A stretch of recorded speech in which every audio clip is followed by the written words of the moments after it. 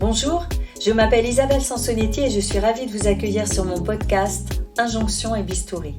Pour cet épisode, je suis allée demander à Claire, journaliste, de nous raconter comment elle a su rester en paix avec son apparence sans recourir aux injections. Claire écrit régulièrement pour la presse féminine. Comme vous l'imaginez sans doute, elle a rédigé un certain nombre d'articles sur les routines qui permettent de garder une belle peau et de rester jeune.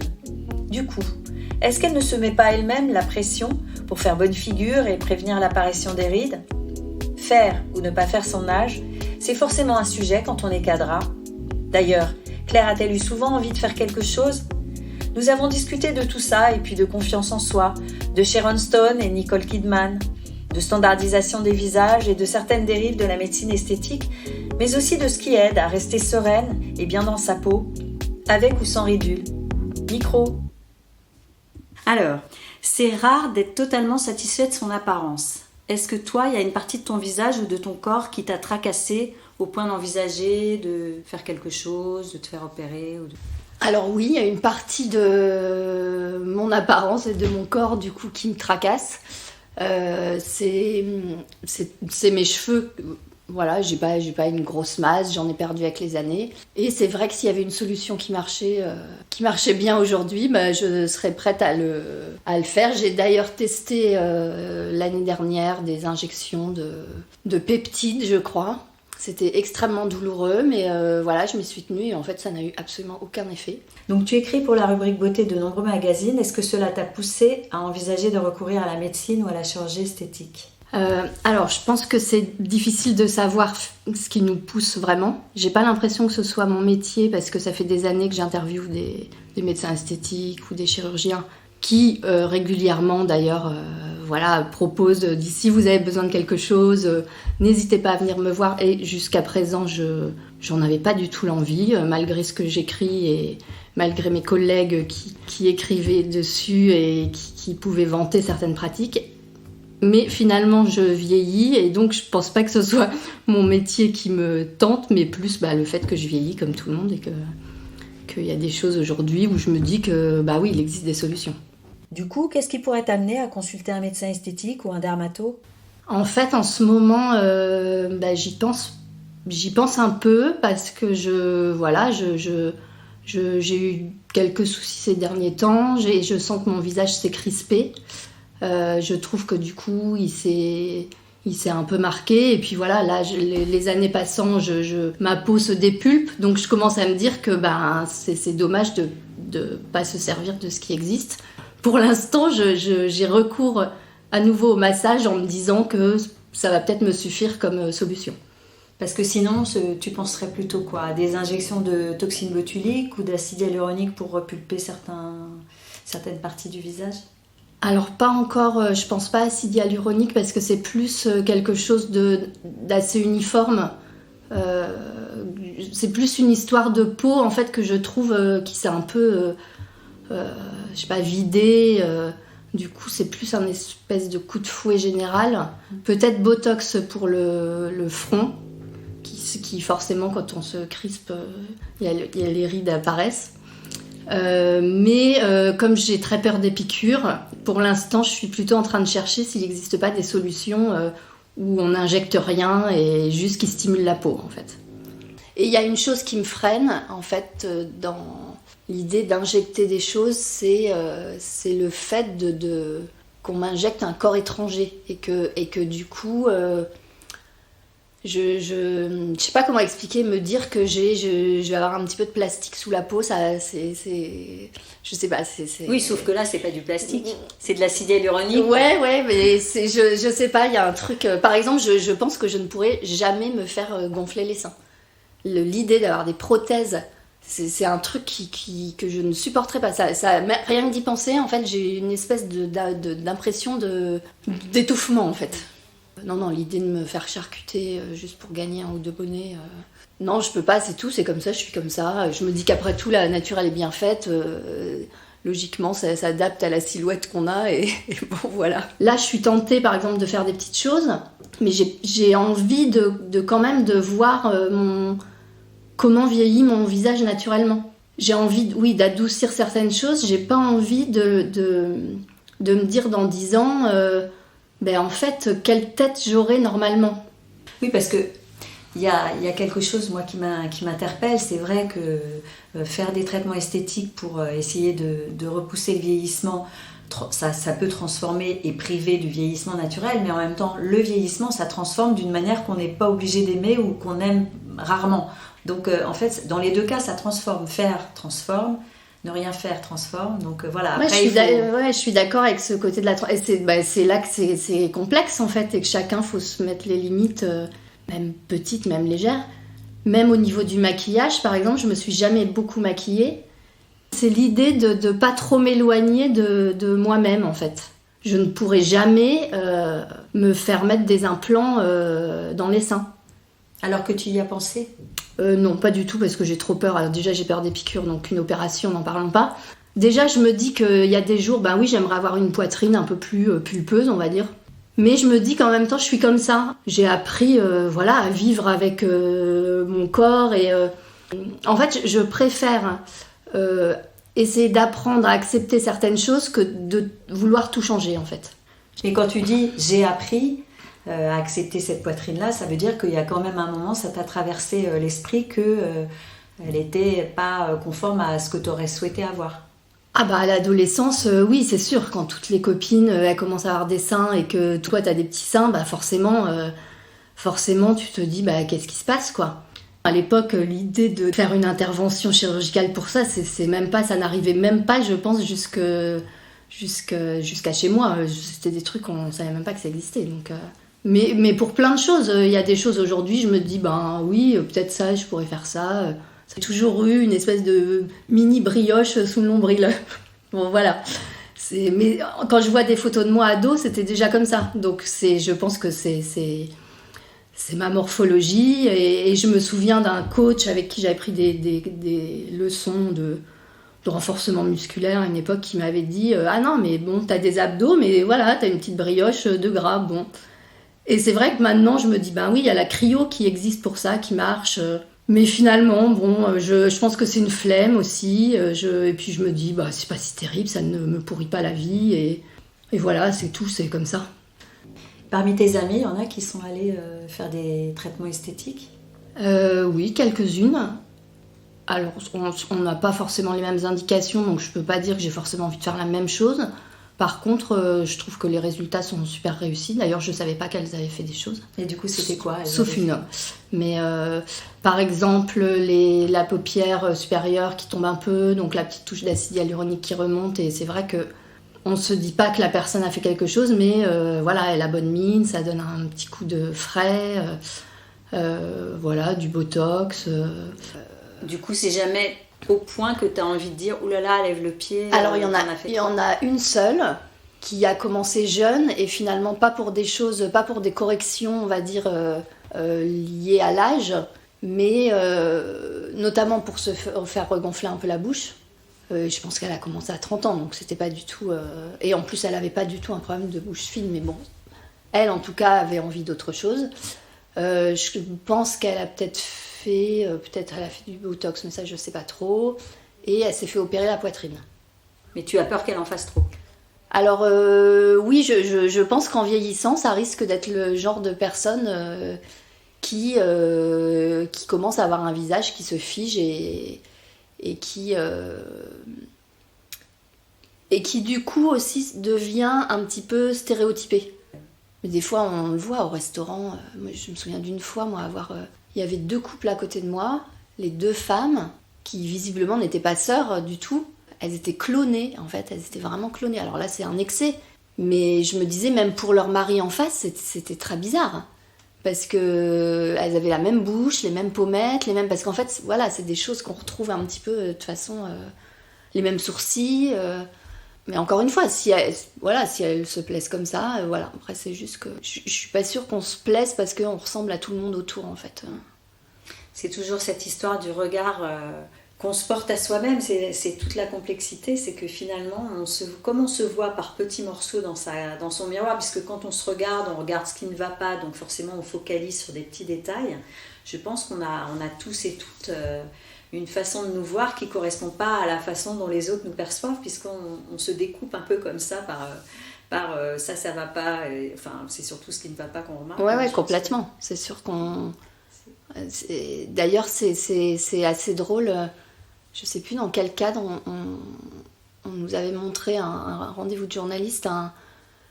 Alors, je ne sais plus pourquoi cet exercice était fait, mais en tout cas, des personnes qui devaient se dessiner et après, quelqu'un un dessinateur professionnel dessinait la personne. Et en fait, les deux dessins n'avaient absolument rien à voir et la personne qui se dessinait ne mettait en avant que ce qu'elle voyait être des défauts. Donc en fait, son propre dessin, la personne était beaucoup plus laide que ce qu'elle était en réalité. C'est vrai que c'est intéressant c'est hyper intéressant. Comme exercice. Ouais. C'est hyper intéressant. Et donc oui, je pense qu'on est tous assez durs avec soi-même en fait. Et je suis pas sûre que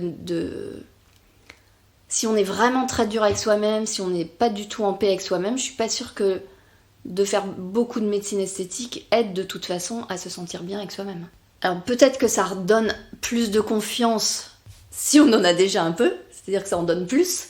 Par contre, si on n'en a pas du tout, franchement, je pense que... de toute façon, on l'a tous vu, même à des petits degrés. Un jour où on se sent pas bien, on a beau mettre la plus jolie robe, mettre le plus joli maquillage, on se trouve affreuse.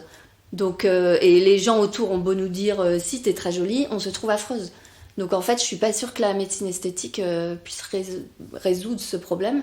Peut-être par contre que si on est plus ou moins en paix avec soi-même, mais qu'il y a des petites choses qui nous dérangent, ça peut être le petit coup de pouce en plus pour se sentir vraiment super bien, quoi. Alors la médecine esthétique a beau se banaliser, j'ai l'impression que ça reste toujours tabou d'aller faire quelque chose sur son corps ou son visage.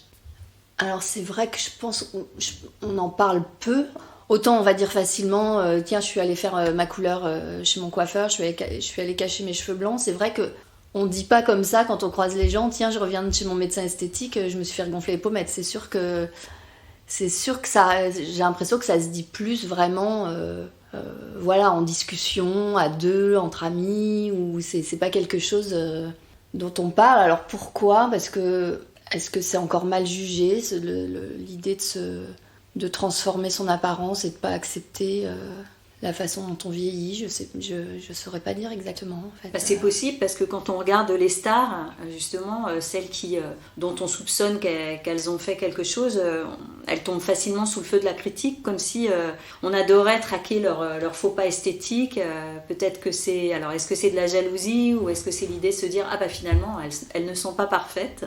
Ce côté des stars, oui, qu'on critique, je pense que ça rejoint l'idée, on leur en veut de se changer. Et puis il y a un moment aussi, on regarde un film et le visage est tellement différent de ce qu'on a eu l'habitude de voir, où ça focalise l'attention et limite on rentre pas dans le film. Moi je sais que ça m'est arrivé plusieurs fois, notamment par exemple avec Nicole Kidman, que je trouve une actrice incroyable. Mais récemment, il y a plusieurs séries que j'ai vues avec elle, par moments, j'étais obligée de me décentrer de son visage. Je ne suivais plus la série, en fait, parce que finalement, les actrices, on les regarde, c'est dans les films. Elles sont là pour porter des personnages. Et il y a un moment, ça va trop loin et ça empêche un peu même l'identification avec le personnage, je trouve. En fait, je pense que le tabou, c'est aussi comme on voit des ratés, des fois dans la rue, chez les personnalités, en fait j'ai interviewé un médecin esthétique il n'y a pas très longtemps sur le sujet des actrices notamment, et qui m'a dit un truc intéressant auquel j'avais pas pensé, que justement on était très critiques parce qu'on leur en voulait d'avoir changé en fait, et de ne plus être la personne qu'on avait admirée et qu'on avait aimée. Moi, plein de fois, je me suis dit sur des actrices, mais pourquoi elle a fait ça ? Elle était magnifique, elle avait une belle structure de visage, elle aurait été sûrement très belle sans rien faire. Enfin, si chacun d'entre nous, on y pense vraiment, si on se voyait tous les jours en 4x3 sur les affiches, dans les films, je pense qu'on aurait peut-être du mal à se supporter et j'imagine que ça doit conduire à certains excès. Mais justement, le raté, c'est quoi pour toi ? Pour moi, c'est vraiment le côté où on reconnaît plus les traits de la personne. C'est pas forcément d'avoir un peu trop lissé le front, mais plus d'avoir vraiment transformé les traits. Et après, si le but était de se transformer, tout dépend quel est le but à l'origine. Et du coup, toi, les actrices que tu apprécies beaucoup, qu'est-ce qui te touche dans leur manière d'être belles et de bien vieillir, en fait, en restant belles? On les reconnaît toujours, mais en même temps, elles n'ont plus le même visage. Donc, de toute façon, celles qui durent, je pense que c'est parce qu'elles ont une certaine aura et c'est pas que leur physique. J'aime bien l'idée qu'elles gomment pas tous les signes de vieillissement et que justement, qu'elle montre une image harmonieuse en fait du vieillissement, c'est-à-dire oui, on peut avoir des rides, on peut donc là je pense que c'est des personnes qui pour du coup utilisent très bien la médecine esthétique, tout ce qui est possible d'utiliser, les massages, et sûrement qui sont bien dans leur peau aussi. Alors du coup tu dis qu'ils utilisent bien la médecine esthétique, même si la plupart d'entre elles n'en parlent toujours pas et voire disent qu'elles n'ont rien fait, mais que peut-être elles feraient, ou d'autres disent non, je ne ferai jamais rien. Mais en tout cas c'est drôle parce que c'est là aussi où on parlait de tabou tout à l'heure, c'est que y compris les célébrités, même quand on sait très bien qu'elles, et tant mieux, et c'est un outil, qu'elles font quelques petits traitements pour rester bien dans leur peau et dans leur âge, souvent elles dénient l'idée d'y être allée. Ouais, tout à fait. Je pense que... Et même, c'est vrai qu'il y a eu un mouvement à un moment de certaines actrices qui revendiquaient le fait de ne rien faire, comme si c'était plus glorieux, en fait. Parce qu'il y a eu aussi beaucoup d'excès, notamment au niveau du Botox. Il y avait toutes ces actrices qui avaient le visage, le front qui ne bougeait plus. Donc je pense qu'il y a eu un mouvement de... Nous, on est des vraies actrices, on a le visage mobile. Et maintenant, c'est vrai qu'on sent même que celles-là, elles ont dû quand même faire des petites choses. Mais c'est vrai que c'est dommage de ne pas le dire. Il y en a une qui nous bluffe d'ailleurs, enfin en tout cas moi qui me bluffe, tu vas me dire si c'est ton cas, qui à un instant aussi, pendant un moment de sa vie, finit par refuser les traitements esthétiques et puis après a assumé de se faire lifter, c'est Jane Fonda, qui est quand même, quand elle est revenue, elle est... Oui, c'est quand même un exemple où il y a Sharon Stone aussi, qui est quand même... Alors moi j'aimerais comprendre vraiment ce qu'elle a fait parce que elle est vraiment bluffante. On la voit, on se dit pas, elle a du plastique partout. Elle a pas l'air d'avoir 30 ans, mais elle est magnifique. Donc oui, j'aimerais bien connaître son secret. Après il y en a plein d'autres que je trouve. Mais justement elle gomme pas toutes les rides. C'est aussi dans leur choix de rôle. Je pense à un film par exemple d'il y a quelques années avec Catherine Deneuve. Elle rencontrait un jeune homme avec qui elle avait une histoire d'une nuit et le matin il lui disait « Ah, tu devais être vraiment belle quand t'étais jeune ». Et en fait je me suis dit ok, c'est un rôle qu'elle joue, mais je suis pas sûre que beaucoup d'actrices accepteraient le rôle et de s'entendre dire ça en fait. Justement, quand tu te demandes toi si une personne a fait quelque chose, c'est parce qu'elle a l'âge supposé parce que c'est pas du tout harmonieux ou parce qu'au contraire c'est bluffant? Alors en fait je me pose rarement la question quand je vois les gens. Homme ou femme d'ailleurs, c'est pas du tout la première chose qui me vient à l'esprit, même si je travaille dans ce milieu-là. Donc si je me pose la question, ça va plutôt être parce que je trouve qu'il y a un truc qui me dérange. Sinon, si la personne dégage quelque chose d'harmonieux, je me pose pas la question. Sauf si je dois me la poser pour un article par exemple. Les excès d'ailleurs stigmatisent la médecine et la chirurgie esthétique, mais finalement, est-ce que ce serait pas plutôt une histoire de goût? Finalement, quelqu'un peut avoir des grosses lèvres, des grosses pommettes. Oui, après les excès, oui, de fait. La médecine esthétique ou la chirurgie, c'est pas qu'une histoire de vieillissement, ça peut être juste un goût pour se transformer, comme on le voit chez les jeunes actuellement. Les jeunes femmes, elles font beaucoup d'actes donc pour changer leur apparence et aller vers quelque chose qui leur convient mieux. C'est très bien. Après, j'ai des petits doutes quand même sur le fait, en étant jeune, de vouloir se transformer selon des critères très définis. Je doute au fond de moi que ça rende les gens plus heureux. Mais après, j'en sais rien. Ouais, c'est vrai que les millennials, on a tendance à dire qu'ils sont décomplexés. Alors du coup, on peut se poser la question, est-ce qu'ils sont plus décomplexés que nous ou est-ce qu'ils sont plus sensibles aux injonctions? Je pense qu'ils sont décomplexés sur le fait d'avoir recours à des actes esthétiques. Je pense qu'en plus, ils ont vu peut-être leur mère, donc ça leur fait pas peur. Par contre, j'ai l'impression que les actes qu'ils font, c'est un peu des choses un peu stéréotypées. Donc finalement, c'est un peu les deux. Ils sont décomplexés, mais voilà, il y a des canons de beauté très, très, assez établis. Et j'en parlais lors d'une interview avec Camille Froidevométrie. Je l'interviewais par rapport à la poitrine et au canon de beauté et justement, elle qui étudie tout ça, qui a un regard quand même plus global que le mien. Moi, j'ai pas fait d'études auprès des jeunes Et justement, elle disait on a l'impression qu'il y a plus de diversité autorisée, on va dire, pour pas mal de choses, notamment pour la poitrine, mais qu'il y a des nouveaux critères qui deviennent des nouveaux diktats, et notamment cette histoire des fesses, qui est un nouveau diktat en fait. La presse féminine est régulièrement accusée d'ailleurs de participer à la diffusion d'injonctions sur l'apparence. Alors, je pense de fait que la presse féminine, pendant très longtemps, et sûrement encore maintenant, montre un modèle de beauté que assez restreint et un certain type de femmes. Ceux qui critiquent souvent, c'est pas forcément ceux qui la lisent. Je pense qu'il y a quand même une façon de voir la presse féminine. Je trouve si on regarde en détail, il y a quand même énormément d'efforts qui ont été faits justement pour valoriser des canons de beauté différents. Et notamment le manque de diversité, c'est pas que les magazines eux-mêmes, c'est aussi beaucoup les publicités qui sont dans les magazines. Donc ça, c'est les marques aussi qui doivent changer là-dessus. Après, moi, ma propre expérience avant de travailler dans la presse écrite, justement en tant que jeune femme complexée à une époque sur mon corps parce que j'avais pas la même poitrine, j'étais pas pulpeuse. Paradoxalement, alors c'est que mon expérience, et sûrement parce que j'ai eu la chance de finalement de voir certaines femmes dans les magazines qui correspondaient un petit peu à ce que je pouvais être. Moi, ça m'a aidée en fait. Je me souviens d'une époque justement où ça a été les débuts de Kate Moss. Donc on l'a beaucoup critiquée, Kate Moss, mais moi, elle m'a rendu beaucoup service en fait. Parce que je voyais cette mannequin qui n'était pas comme les mannequins athlétiques de l'époque, des années 80. Et je me disais, cette fille qui ressemblait un petit peu à rien, quoi, avec sa petite poitrine, qui n'avait pas de hanches, d'un coup, tout le monde parlait d'elle. Donc je me disais, il y a de la place pour les filles comme moi. C'est pareil dans ma construction, il n'y a pas eu que Kate Moss qui m'a aidée, évidemment, heureusement. Mais les rencontres amoureuses aussi, rencontrer des hommes qui apprécient le type de physique qu'on a, ça aide aussi. Je suis jamais sortie avec un homme qui m'a reproché d'avoir une petite poitrine. Et du coup, ça aussi, ça a participé au fait que je me suis dit, ma poitrine elle est très bien. Et bon, ok, j'ai pas un décolleté plongeant pour certaines robes, mais c'est pas très grave. La prévention du vieillissement à la cote et nombre de médecins esthétiques encouragent à se faire traiter dès 30 ans. Tu penses quoi de cette assignation à prévenir le vieillissement ? Je pense que ça coûte très cher, déjà.